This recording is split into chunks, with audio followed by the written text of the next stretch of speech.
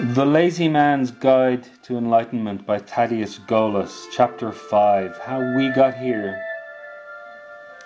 We have a flood of ideas and names for many different kinds of human behavior, but much of what we do obeys certain common rules of expansion and contraction. As I said, the rules do not come from anywhere outside ourselves. If we conceive that we are equal beings, then certain truths must follow about our relationships with each other. We may call these truths the source of fairness and justice, but such names do not matter. It's just the way it has to be if this universe of life is to exist at all.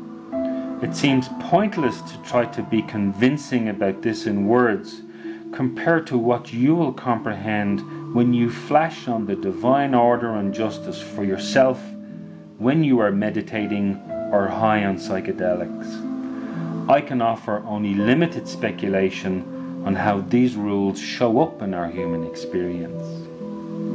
The idea of equality has often been taken to mean dropping the lowest common denominator, or settling for the characterless common middle. Equality, as I am suggesting it, is our coming together at the level of highest awareness, pure space, without attachment or resistance, with complete freedom of experience and consciousness, merging with others in whatever ecstasy or calm that we choose.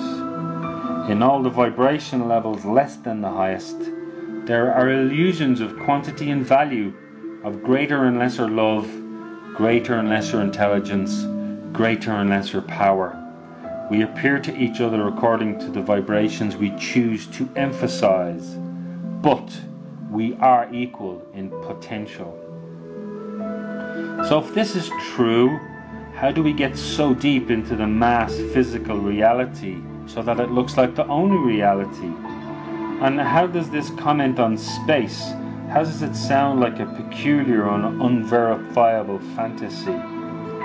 As concerns verification, I believe that the concept of equal entities can lead to a reintegration of currently available data in physics, and that we may then extrapolate from that information to describe the laws of our relations on a universal scale. Meanwhile, I must indulge in some rough guesswork about how we got to the mass level in the first place. We can start with a paradox at the highest level. Expanded beings, completely unresisting, are also completely irresistible. Space beings are entirely permissive to other beings, but when one of us contracts, he becomes dense to the extent of the contraction and is in appearance propelled away from the space being. The experience of being propelled and later compelled is due entirely to the density of the contracted being. Space beings have no intention to propel or compel anyone to do anything. All conceivable universes in all conceivable dimensions exist in the one mind as pure idea or archetype. When any of us withdraws from a willingness to create any aspect of that, we drop to a lower vibration level. For this illustration, imagine we are a great number of energy beings who are indifferent to the idea of Pluto the dog.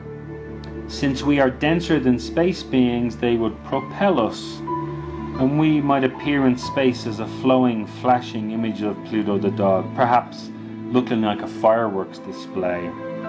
Imagine then there are some of us who are more than indifferent, who deny the concept of Pluto the dog, and we withdraw to the mass level.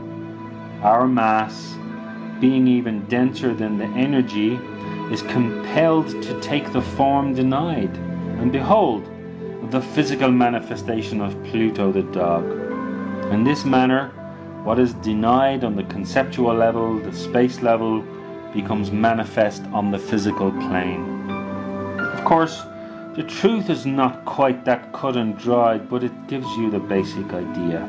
Space appears to propel energy, and energy appears to compel matter. And these reactions occur, or they can't occur, without the density of the more withdrawn being. By denying your capacity to create a concept, or by denying someone else's freedom to do so, you drop to a vibration where not only is Pluto the dog evident, but a lot of other material also forms.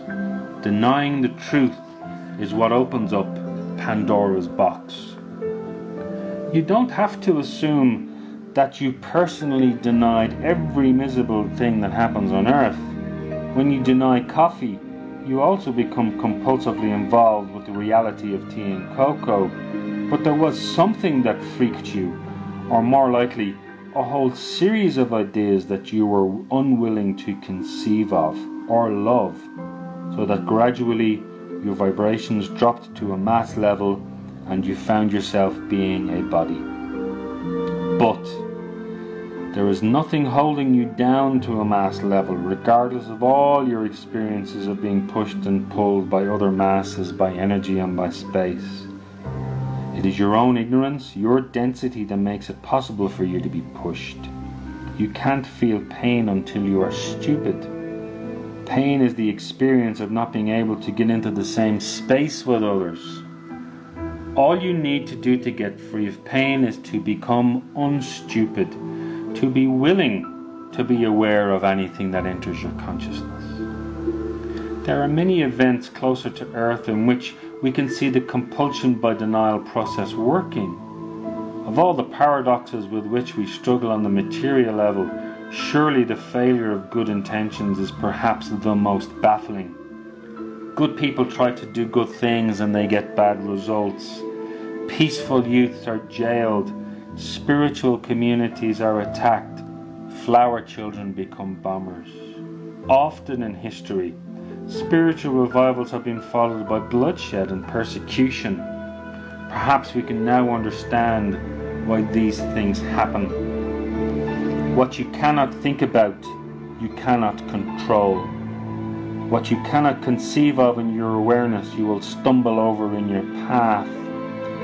Violent human beings are precisely those who refuse at some time to conceive that they could be violent. It also happens that if you're unwilling to conceive of people being the victims of violence, you may become a victim of violence yourself, for you will not be sufficiently aware of how it happens in order that you might avoid it. Everything that is manifest begins in the spirit. Every evil that is manifest to us is there because we refused to conceive of causing it, or we denied someone else the freedom to conceive of it. The way out, as hard as it may be to believe, is not by resisting further, by moving the furniture around, but by being willing to conceive of it. By loving it, in short, as we should have loved it in the first place. Unfortunately, most people with good intentions are trying to deny or eliminate what is already manifest, and many spiritual revivals are a deeper denial of the facts of our vibration level. What can we do about evil? A great deal if our heads are clear. My catch-all phrase is, I wouldn't deny that experience to the one mind. Once you've cleared your head on the matter, then do whatever feels right to you. Evil occurs as a secondary reality after you've withdrawn to a low vibrational level. The seduction of evil is precisely in that it involves us in trying to eliminate it. When your consciousness is open, any action you take in reference to evil has no more significance than digging a ditch to channel floodwaters away from a house.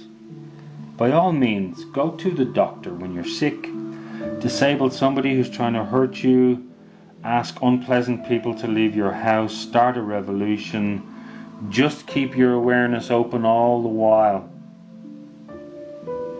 And know that your evil has manifested itself in your life because of your lack of love. The true enemy, if there is one, is in yourself, in your failure to love enough. But there's no moral judgment in our involvement with evil. If you refuse to admit that automobiles exist, you're going to get hit by cars, not because you are sinful or neurotic, but just because you are not looking at automobiles. You will not see them coming. Some people think that thoughts are things, and that you must avoid negative thoughts or they will happen. As we've seen earlier, thoughts are certainly powerful when conceived by expanded beings, but trying to withdraw from thoughts is what got us incarnated to the mass level in the first place. If you avoid negative thoughts, and they will sooner or later manifest themselves physically, it is your resistance to the negative thought, whether you bring it to consciousness or not, that makes it manifest in your life. Here's a question. What am I doing on a level of consciousness where this is real?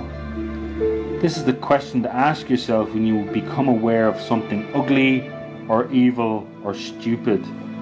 We are always in a context of our equals, and the justice of love is always perfect. The universe is an infinite tapestry of perfectly ordered love relationships, and when you are loving enough, you rise. It's not even a matter of waiting until your lifetime is over. Your movement as a being is not horizontal through time, so to speak. All states of consciousness are available right now. Every possibility in the past and the future exists timelessly. It's always there, and you activate your level of reality by your own vibration. There is a jewel of perfect ecstasy of being who you are. You are at the level of consciousness that has the greatest pleasure and ecstasy that you are capable of accepting. Regardless of what I tell myself, or what I have at times experienced, my greatest pleasure right now is to be penniless in a room in San Francisco writing this book. Try these sayings during meditation. I surrender to this reality.